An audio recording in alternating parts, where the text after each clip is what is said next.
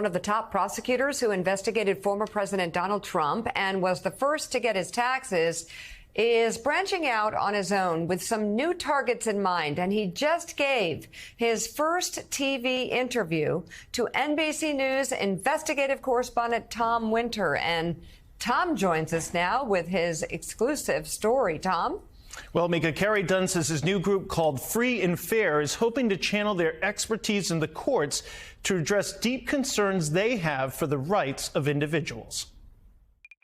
If Trump was the match that started this burning trend toward authoritarianism, what I would say is that we now have the house on fire. We need to focus on how to put that fire out and not keep fussing with the matchbook. That's former Manhattan District Attorney Chief Counsel Carrie Dunn, who investigated then-President Trump and his companies. Trump's lawyers took Dunn to the Supreme Court twice, and Dunn won twice. This is the end of the road for the president's lawyers to appeal here, successfully arguing that the most powerful person in America was not above the law, or at least not above having to turn over his long-shielded tax records to New York prosecutors. The investigation led to Trump's CFO and company being convicted in tax schemes. Trump himself hasn't been charged.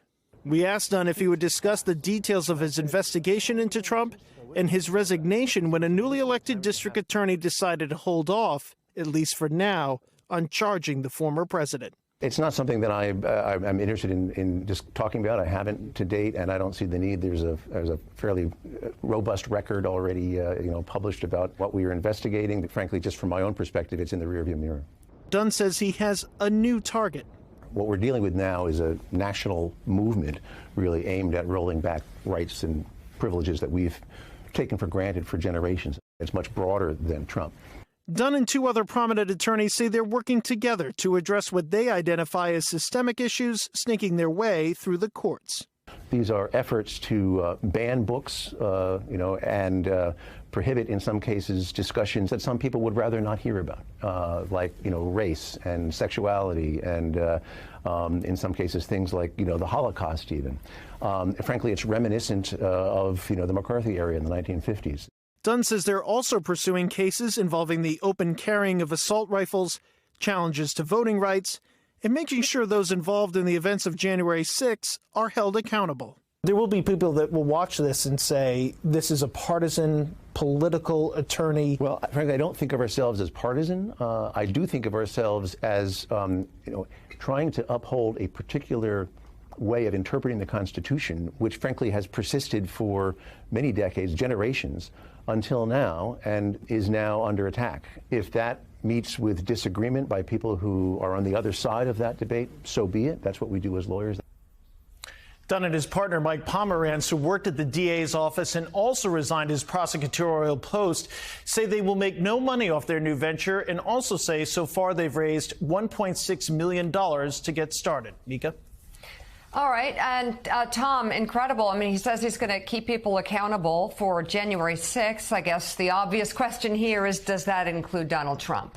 Right. So I asked him about that, and he's going to look at the 14th Amendment, which for somebody who was involved in an insurrection might bar them from holding future office. But I think the key there, Mika, he says, is whether or not Donald Trump actually appears on any ballot. And then, of course, they have to weigh whether or not they have standing to move a case like that. Bottom line is he hasn't ruled it out. So, Tom, switching over to another subject, about 14 hours ago at the start of our show, we talked about the DOJ actually looking at more information, trying to get more information on January the 6th. I'm curious what you think about those developments. Does it mean the DOJ is really looking more closely at possibly charging Donald Trump and those around him for the same thing they're charging the rioters?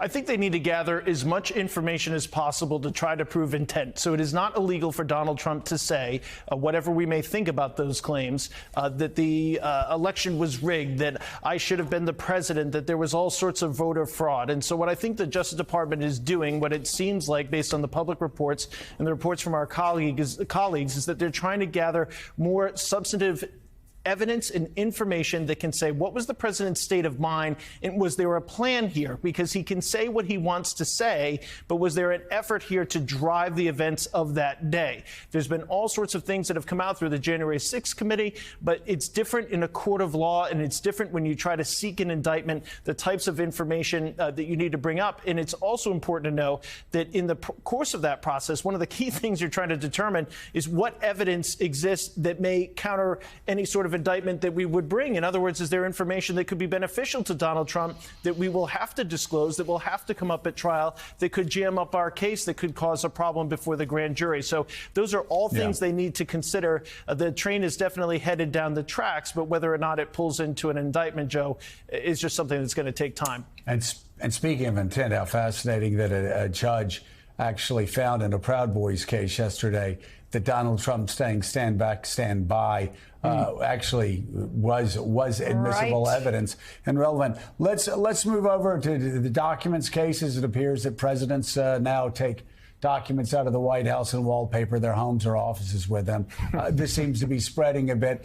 We've been talking about for some time, no moral equivalency, no legal equivalency between Joe Biden and these documents that they're finding and turning over immediately, and those that Donald Trump kept, as Karl Rove said, he kept hidden for a year and a half from the DOJ. I'm curious, though, what's the latest development on the Biden papers, the new set of papers that they found, the new docs? How does that, what legal impact will that have on Donald Trump's case and also on an investigation possibly into what Joe Biden's done? Well, people may not believe this, but just based on my experience of covering the Justice Department and talking to people that are familiar with these types of cases, and you see the differences between the two of them based on public reporting, court documents, and what we know so far, I think they're siloed off. So I think, and I know folks might not believe that, but I think that the two cases are completely separate. They're going to get completely separate pairs of eyes on them. They're the stage that the Biden document inquiry, if you will, or the review is in a much earlier stage than where the Mar-a-Lago document case is. So that's a key factor in this. I think they're going to have to look and say, all right, was there, again, it goes back to issues of intent. It's the same issues with the Mar-a-Lago case. Why were these documents removed? Why did they show up at a Biden office? Where were they kept? But it's also important to know that there was an effort, I think, as you alluded to there, Joe, to get back the documents that were at Mar-a-Lago for a long period of time.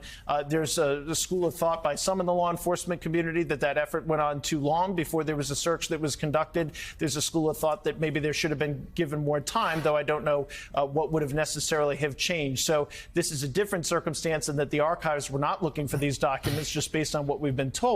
And so they find the documents and then they raise their hand and say, we found these documents. We want you to be aware of it. All sorts of political questions about the timing of when that information was released. That's kind of outside the scope of my reporting. But I think right now we're kind of barely in the top of the first or bottom of the first inning on the Biden review, whereas the Mar-a-Lago case is much closer to the seventh or eighth inning. Whether or not that ends up in an indictment for the former president is something that obviously we're going to have to keep an eye on, and we'll see where that case goes.